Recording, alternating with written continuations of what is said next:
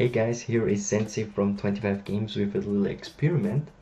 I want to guide you through the main concepts of scripting in Unity and C# within about 10 minutes.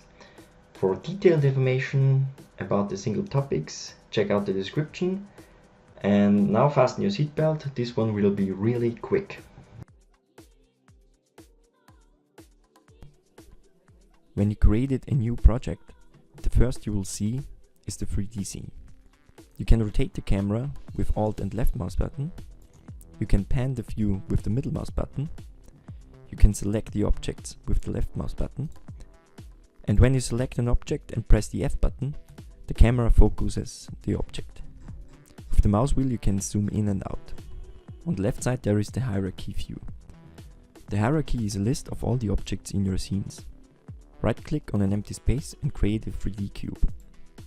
Set the cube's position to 0, 0, 0. Click on the cube and press the F button. On the right side there is the inspector view. The inspector shows detailed information about the selected object. In Unity, objects are built up with so-called components. For example, our cube has 4 components: a transform, mesh filter, box collider and mesh renderer component. Each component is responsible for one single task. Our transform component specifies the position, rotation and scale of the cube in the 3D scene, for example. The project view down there organizes all your assets files. For example, sound files, graphics files, video files and scripts. Let's create a subfolder. Right click on Assets, Create Folder and call it Scripts. Now create your first script and call it Rotator. You just created your own component. Click on your cube and drag and drop the rotator into the inspector. Now the rotator script is attached to the cube as a component. Open the script with a double click. Before we implement the rotator, I want to show you the concepts of C#. A variable is a container for a value. A float variable stores a floating point value. A floating point value is a decimal like 1.5 or 2.67, for example.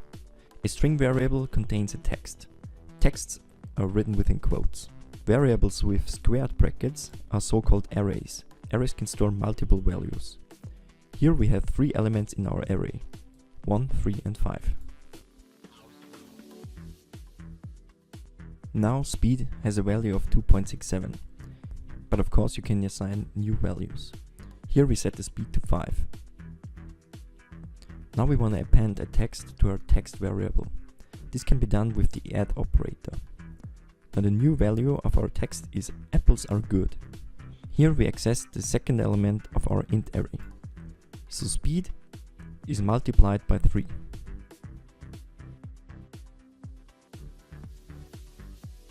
The if statement allows you to execute code based on a condition.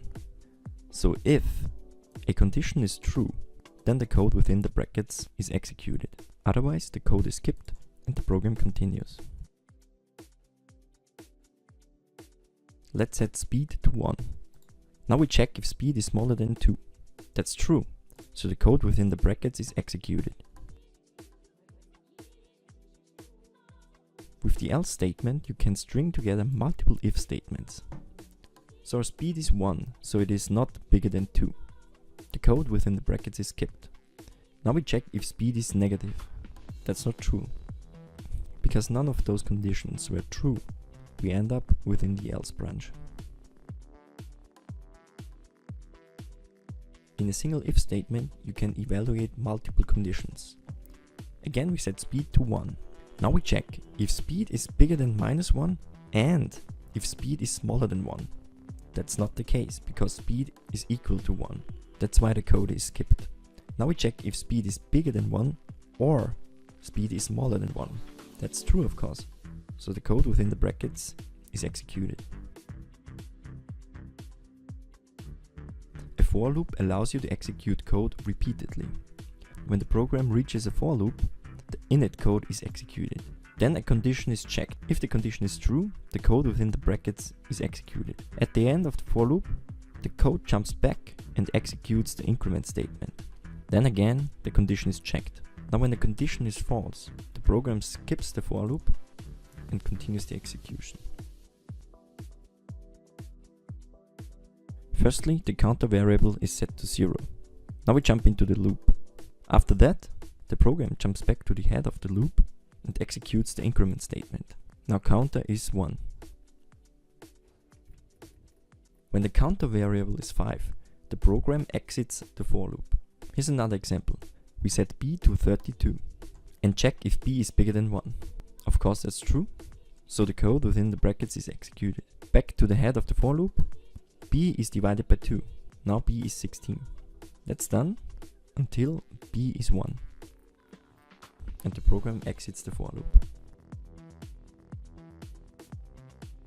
With a for each loop, you can easily loop through all the elements of an array. Let's loop through the int array. The first element of the array is picked and stored within the element variable. Then the program jumps back and picks the second element. Until there are no elements left in the array and the loop is exited. In order to make your program more readable and maintainable, you can split it up into sub-programs. In C# they are called methods. A method consists of a return type. Like with variables, this may be float, int, string or whatever.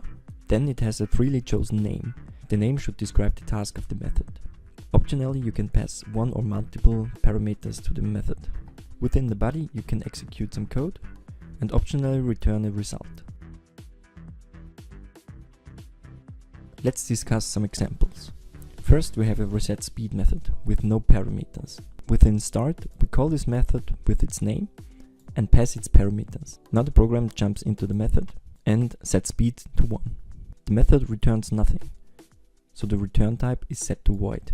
When the method is executed, the code jumps back. Here is another method which sets our text variable. This time we have one parameter. Within start, we call the method by its name and pass a text to it. The program jumps in and our text variable is set to the new text. Lastly, we have a third method which returns a float variable. The method returns the speed multiplied by 2. The result is stored within the speed variable again. Properties are a really powerful concept of C#. From outside it seems like they are normal variables. As with variables, you can access the values with the name, or you can assign new values to them. For example, it may seem that double speed has a value of 4, but actually the value is calculated based on the speed variable. So if speed is 2, then because of the calculation, double speed returns 4. The same is with setting properties. It only seems that you assign 4 to double speed, but in reality, the speed variable is set to a new value. It's also possible to make a property only gettable or settable. For example, if I delete the set accessor, you get an error here. So setting values to double speed is not allowed anymore. Attributes decorate your variables, classes or methods with additional information. They are written within square brackets, have an arbitrary name, and optionally you may pass some parameters to them. Let's do some examples. You may notice that your variables in your scripts are displayed in the inspector in Unity. Now when we use the range attribute and set its minimum and maximum to 1 and 2,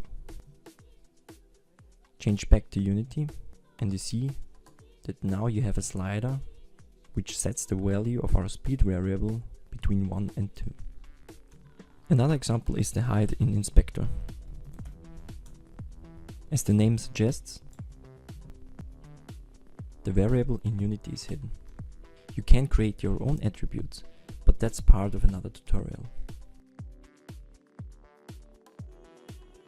An event is a message that is sent when a specific action is occurred. Our rotation event is raised each time the script rotates the object. Now let's subscribe to the event. Use the tab key to auto-generate a method. C# automatically generated a method with have sender and event args. The sender is always the object which sends the event. Within event args, you have access to additional information about the event. Now this method is called each time the script rotates the object.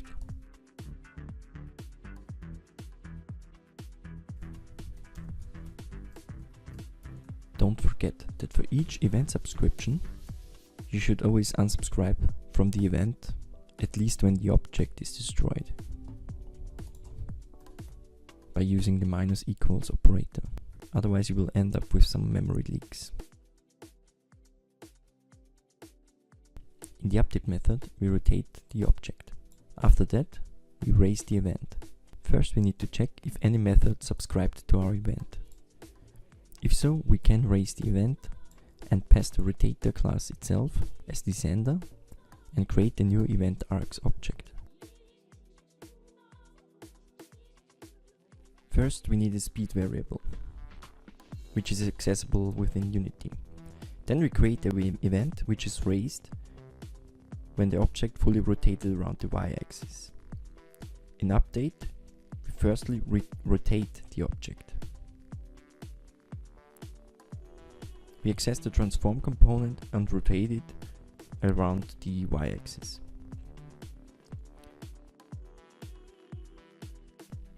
To keep track of the rotation, we use a private current rotation variable. Then we create a new method, raise event on full rotation. There we check if we fully rotated. If so, we raise the event.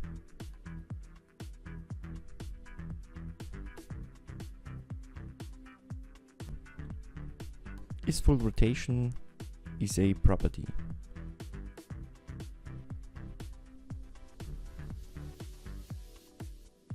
When the current rotation is bigger than 360, the property returns true. Then we need to reset the rotation back to 0 after a full rotation. Therefore we create a new method.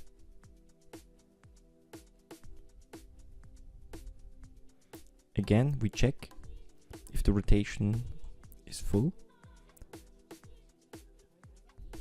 and decrement the current rotation by 360. Now we used 360 two times within the script, so we should add a variable for this.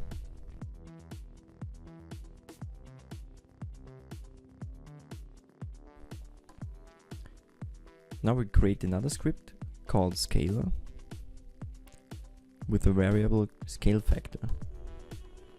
It only contains one method which scales the object by the scale factor. Now we create another script, cube behavior. Since we don't want to couple the rotator with the scaler, we create a third script which connects those two scripts. So we subscribe to the fully rotated event of the rotator, and within the event handler method we scale the object with the scaler.